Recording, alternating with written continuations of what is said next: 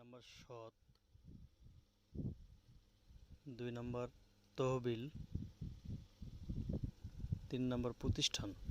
তো প্রিয় ভিউয়ার্স, 3টি বিষয়ের উপর বিস্তারিত আলোচনা করব। আশা করি মনোযোগ সহকারে শুনবেন, ভিডিওটি না টেনে বিস্তারিত শুনবেন। যদি আপনি একজন ব্যবসায়ী হন, অবশ্যই ভিডিওটি শুনবেন। তো প্রথমে সৎ এটা কি, এই বিষয়ে একটু আলোচনা করব। সৎ এটা হচ্ছে সততা, ঠিক আছে। অবশ্যই আপনি যদি একজন ব্যবসায়ী হন, অবশ্যই আপনাকে সৎ হতে হবে।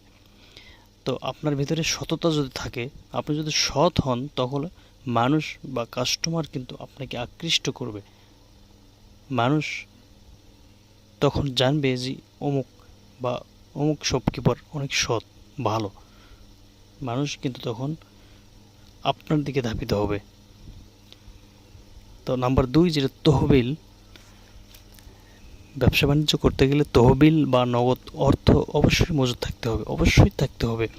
এটা বিভিন্ন প্রকারের প্রোডাক্ট দোকানে ওঠানোর জন্য নগদ অর্থ থাকতে হবে। কারণ দৈনন্দিন মানুষের যে দৈনন্দিন প্রয়োজনীয় প্রোডাক্ট, বিভিন্ন প্রকারের প্রোডাক্ট মানে উঠিয়ে গেলে তহবিলের প্রয়োজন। নাম্বার 3 যেটা প্রতিষ্ঠান, প্রতিষ্ঠানটি অত্যন্ত গুরুত্বপূর্ণ বিষয়। প্রতিষ্ঠান যেটি আপনার যে প্রতিষ্ঠানটা, অর্থাৎ আপনার যে দোকান, এই দোকানটা এমন একটি জায়গায় হতে হবে, এমন একটি স্থানে হইতে হবে যেই স্থানটিতে মানুষের আনাগোনা সবসময় বেশি থাকে, মানুষ চলাফেরা বেশি করে, অথবা ওই স্থানটিতে মানুষকে যেতেই হবে এরকম একটা স্থান, যেমন 3 মাথা 4 মাথা এরকম, মানে খুব ভালো একটা জায়গায় আপনাকে প্রতিষ্ঠানটি দাঁড় করাতে হবে। তো প্রিয় ভিউয়ার্স, আপনি যদি নতুন দোকান করার ইচ্ছা পোষণ করেন, তো আপনার ভিতরে এই 3টি জিনিস অবশ্যই থাকতে হবে। তাহলে আপনার দোকানে সর্বদাই সব সময় কাস্টমার ভিড় জমাবে, সব সময় কাস্টমার যাবে।